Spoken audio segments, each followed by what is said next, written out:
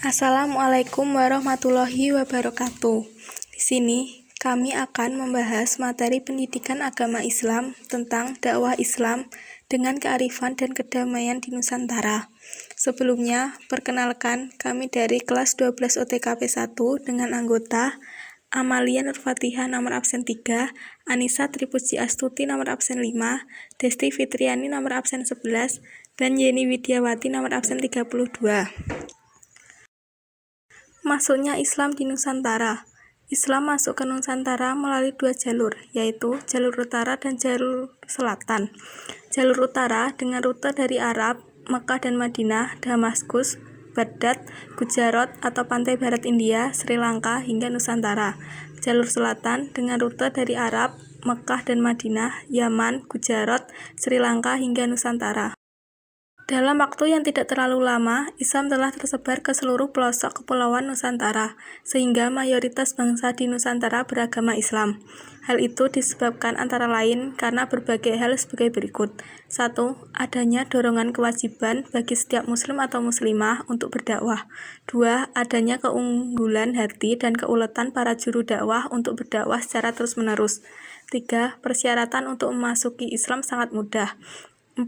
Ajaran persamaan hak dan lam agama Islam. 5. Raja-raja Islam yang ada di berbagai wilayah Nusantara ikut berperan aktif melaksanakan kegiatan dakwah Islamnya. Strategi dakwah Islam di Nusantara melalui cara perdagangan, melalui pendidikan, melalui pernikahan, melalui kesenian, dan melalui pengobatan. Perkembangan Islam di Nusantara. Di Sumatera, daerah pertama dari Kepulauan Nusantara yang dimasuki Islam adalah Sumatera bagian utara, seperti Pasai dan Perlak. Sumatera bagian utara letaknya di tepi Selat Malaka. Para pedagang dari India, bangsa Arab, Persia, dan Gujarat, yang juga para mubalik Islam banyak yang menetap di bandar-bandar sepanjang Sumatera Utara. Mereka menikah dengan wanita-wanita pribumi yang sebelumnya telah diislamkan sehingga terbentuklah keluarga-keluarga Muslim. Para mubalik Islam pada waktu itu tidak hanya berdakwah terhadap para penduduk biasa, tetapi juga kepada raja-raja kecil yang ada di bandar-bandar sepanjang Sumatera Utara. Ketika raja-raja tersebut masuk Islam, rakyat mereka pun kemudian banyak yang masuk Islam. Dari proses inilah berawal berdiri kerajaan Islam pertama, yaitu Samudra Pasai. Kerajaan ini berdiri pada tahun 1261 Masehi, di pesisir timur laut Aceh. Rajanya bernama Marasilu, bergelar Sultan Al-Malik As-Saleh.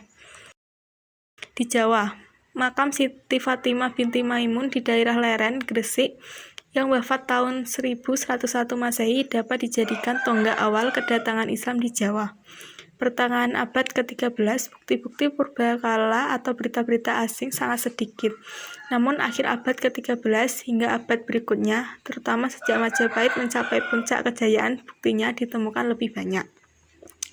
Contohnya penemuan kuburan Islam di Troloyo, Trowulan, dan Gresik, juga berita Mahuan 1416 Masehi, yang menceritakan tentang adanya orang Islam yang bertempat tinggal di pengembangan Islam oleh Wali Songo, yaitu oleh Maulana Malik Ibrahim atau Sunan Gresik, Sunan Ampel atau Raden Rahmat, Makdum Ibrahim atau Sunan Bonang, Sunan Giri, Syarifuddin atau Sunan Derajat, Syarif Hidayatullah atau Sunan Gunung Jati, Jai Sadik atau Sunan Kudus, Raden Mas Sahid atau Sunan Kalijogo, Raden Umar Said atau Sunan Muria. Perkembangan Islam di Nusantara. Sulawesi. Pulau Sulawesi sejak abad 15 Masehi sudah didatangi oleh pedagang muslim dari Sumatera, Malaka, dan Jawa. Menurut berita Tompires, pada awal abad ke-16, di Sulawesi banyak terdapat kerajaan-kerajaan kecil yang sebagian penduduknya masih memeluk kepercayaan animisme dan dinamisme. Kerajaan paling besar dan terkenal adalah Kerajaan Gorontalo, Bune, Wajo, dan Sopang. Tahun 1562 sampai 1565 Masehi, di bawah pimpinan Raja Tuma Parisi Polama, Kerajaan Gorontalo berhasil menaklukkan daerah Selayar, Bulukumba, Maros, Mandar, dan Luwu. Bone berhasil ditaklukkan pada tahun 1611 Masehi.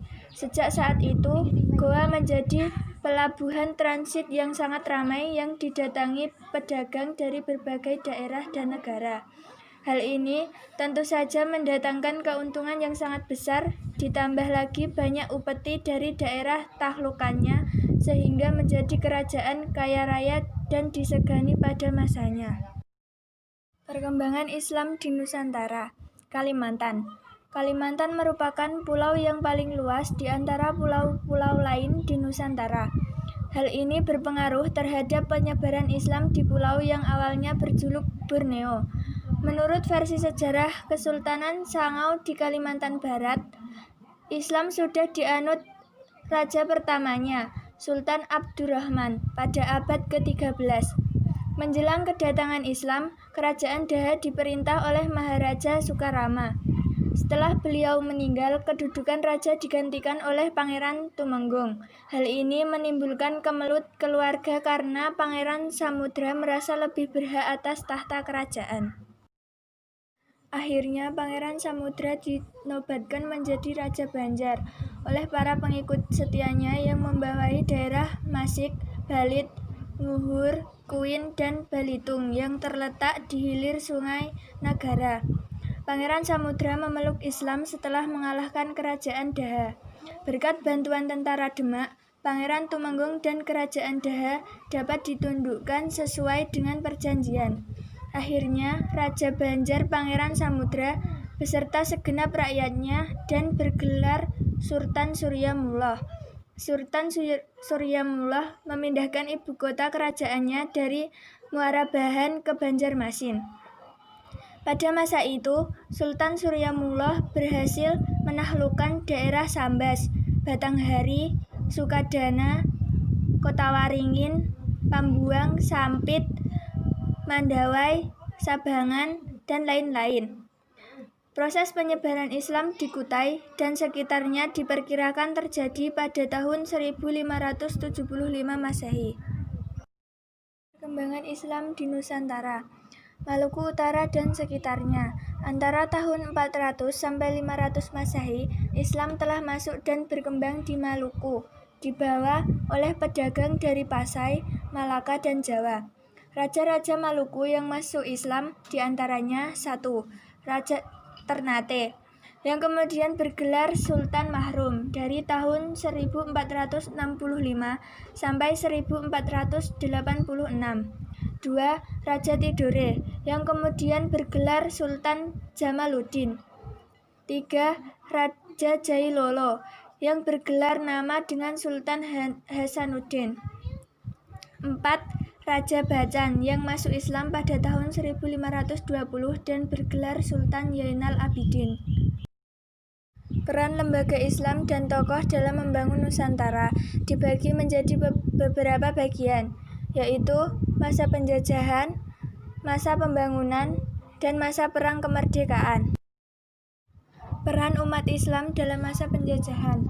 Sebelum kedatangan kaum penjajah, yakni Portugis, Belanda, dan Jepang, mayoritas masyarakat Nusantara telah menganut agama Islam.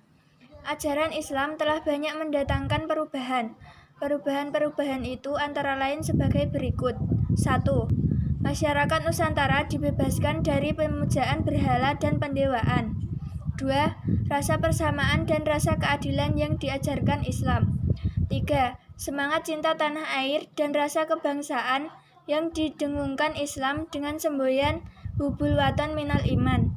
4. Semboyan yang diajarkan Islam yang berbunyi, Islam adalah agama yang cinta damai, tetapi lebih cinta kemerdekaan.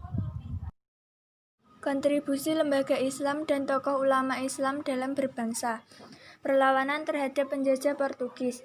Bangsa Portugis datang dari Eropa Barat ke dunia Timur, termasuk Nusantara, dengan semboyan gold atau tambang emas, glory atau kemuliaan keagungan, dan gospel atau penyebaran agama Nasrani. Tahun 1511 mereka merebut Bandar Malaka yang waktu itu berada di bawah kekuasaan Sultan Mahmud Syah, kemudian melebar Kepulauan Maluku. Adipati Unus memimpin penyerangan terhadap penjajah Portugis di Malaka tahun 1513. dengan mengarahkan armada yang berkekuatan 100 buah kapal dan dibantu oleh bala tentara Aceh dan Sultan Malaka, dan diteruskan oleh Sultan Trenggono yang memerintah Demak selama 25 tahun, dari tahun 1421 sampai 1546.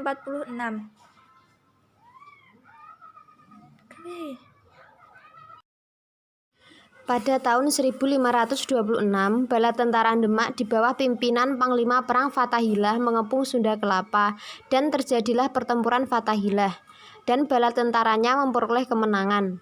Kemudian Sunda Kelapa diganti namanya menjadi Jayakarta atau Jakarta.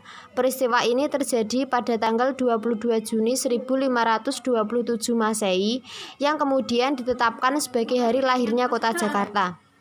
Di daerah Maluku, Portugis yang bersahabat dengan Ternate dan Spanyol, Portugis dan Spanyol mengadakan perjanjian Tordesillas tahun 1529.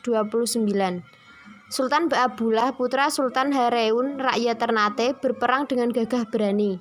Setelah berperang selama 4 tahun, akhirnya pada tahun 1574, rakyat Ternate berhasil mengusir Portugis dari bumi Maluku. Perlawanan terhadap penjajah Belanda. Belanda yang untuk pertama kali berlabuh di Banten pada tahun 1596 dipimpin oleh Cornelis de Houtman. Tujuan kedatangan Belanda ke Nusantara sama dengan tujuan penjajah Portugis, yakni untuk melaksanakan praktik monopoli perdagangan dalam menanamkan kekuasaan terhadap kerajaan-kerajaan yang ada di wilayah Nusantara. Sejarah mencatat dengan tinta emas bahwa ada sejumlah nama-nama para pejuang kusuma bangsa yang rela menderita bahkan berkorban jiwa dalam berperang melawan penjajah Belanda demi tegaknya kemerdekaan bangsa dan negara Nusantara tercinta. Masa Perang Kemerdekaan. Peranan ulama Islam dalam masa Perang Kemerdekaan. 1. Ulama membina kader umat Islam melalui pesantren dan aktif dalam pembinaan masyarakat. 2. Para ulama turut berjuang secara fisik sebagai pemimpin perang. Masa Perang Kemerdekaan. Peranan organisasi dan pondok pesantren pada masa Perang Kemerdekaan. Yang pertama, Syarikat Dagang Islam atau Syarikat Islam. Syarikat Dagang Islam didirikan oleh Haji Samanhudi dan Mas Tirta Adi Suryo pada tahun 1905 di kota Solo. Tujuan organisasi ini pada awalnya adalah menggalang kekuatan para pedagang Islam melawan monopoli pedagang Cina yang mendapat perlakuan istimewa dari penjajahan Belanda, dan juga untuk tujuan memajukan agama Islam. Masa Perang Kemerdekaan. Peranan organisasi dan pondok pesantren pada masa Perang Kemerdekaan. Yang kedua, Muhammadiyah. Organisasi Islam Muhammadiyah didirikan Kota Yogyakarta oleh Kyai Haji Ahmad Dahlan pada tanggal 18 November 1912. Peranan Muhammadiyah pada masa penjajahan Belanda lebih dititik beratkan pada usaha-usaha mencerdaskan rakyat Nusantara dan meningkatkan mereka, yakni dengan mendirikan sekolah-sekolah, baik sekolah umum maupun sekolah agama, rumah sakit, panti asuhan, rumah-rumah penampungan bagi warga miskin, dan perpustakaan-perpustakaan. Masa Perang Kemerdekaan. Peranan organisasi dan pondok pesantren pada masa Perang Kemerdekaan. Yang ketiga, Nahdlatul Ulama atau NU. NU didirikan di Surabaya pada tanggal 31 Januari 1926. Dua tokoh penting dalam upaya pembentukan NU adalah Kyai Haji Hasyim Asy'ari dan Kyai Haji Wahab Hasbullah. Pada masa penjajahan Belanda, NU senantiasa berjuang menentang penjajah. Masa Perang Kemerdekaan. Peranan organisasi dan pondok pesantren pada masa Perang Kemerdekaan. Yang keempat, pondok pesantren. Pesantren merupakan lembaga pendidikan Islam tertua di Nusantara, yang penyelenggaraan pendidikannya bersifat tradisional dan sederhana. Mata pelajaran yang diajarkan di pesantren adalah ilmu tauhid, fikih Islam, usul fikih, nahwu, saraf, dan ilmu mantik. Sumber pelajarannya biasanya kitab-kitab berbahasa Arab yang tidak berharokat atau gundul, yang biasa disebut dengan kitab kuning. Masa Pembangunan. Peranan umat Islam pada masa pembangunan. Dalam usaha mengisi kemerdekaan, umat Islam memiliki andil besar dalam pembangunan di berbagai bidang demi tercapainya tujuan nasional yang diamanatkan oleh Undang-Undang 1945. Sekalipun dalam beberapa peristiwa terjadi ketegangan antara Islam dengan pemerintah, akan tetapi umat Islam tetap mendambakan kemajuan dalam pembangunan negeri ini. Peranan Muhammadiyah. A. Melakukan usaha-usaha agar masyarakat Indonesia berilmu pengetahuan yang tinggi, berbudi luhur, dan bertakwa kepada Tuhan Yang Maha Esa. B. Melakukan usaha-usaha di bidang kesehatan dan kesejahteraan masyarakat. Nahdlatul Ulama. A. Mendirikan madrasah dan sekolah dari tingkat dasar hingga menengah di bawah LP Ma'rif NU dan perguruan tinggi NU. B. Mendirikan, mengelola, dan mengembangkan pesantren. C. Mendirikan, mengelola, dan mengembangkan usaha di bidang kesehatan berupa klinik dan rumah sakit NU. D. Mengelola dan mengembangkan ekonomi keumatan melalui koperasi dan ekonomi kerjasama. Majelis Ulama Nusantara. Memberikan fatwa dan nasihat keagamaan dalam masalah sosial kemasyarakatan kepada pemerintah dan umat Islam di Indonesia pada umumnya. Sebagai amar ma'ruf nahi munkar dalam usaha meningkatkan ketahanan nasional, memperkuat ukhuwah Islamiyah dan melaksanakan kerukunan antar umat beragama dalam mewujudkan persatuan dan kesatuan nasional. Peranan lembaga pendidikan Islam dalam pembangunan. A. Melakukan usaha agar masyarakat Indonesia bertakwa pada Tuhan Yang Maha Esa. B. Menumbuhkan kesadaran berbangsa dan bernegara. C. Memupuk persatuan dan kesatuan umat. D. Mencerdaskan bangsa Indonesia. E. Mengadakan pembinaan mental spiritual. Hikmah perkembangan Islam di Nusantara. A. Pencerahan yang berkemajuan telah memberikan keteladanan, kesuksesan berliterasi dan berkarya untuk mewujudkan masyarakat Islam gemar membaca dan mendalami Al-Quran. B. Keterampilan dalam memperkaya khasanah bentuk bangunan dalam arsitektur seperti masjid sebagai tempat ibadah dengan kultur masyarakat. C. Kearifan para ulama dan memodifikasi budaya dan kebiasaan masyarakat. D. Membentuk corak Islam yang hadir dengan karakter keramahan dan bijaksana serta membiasakan masyarakat bersikap toleran. Demikian presentasi dari kami. Terima kasih. Wassalamualaikum warahmatullahi wabarakatuh.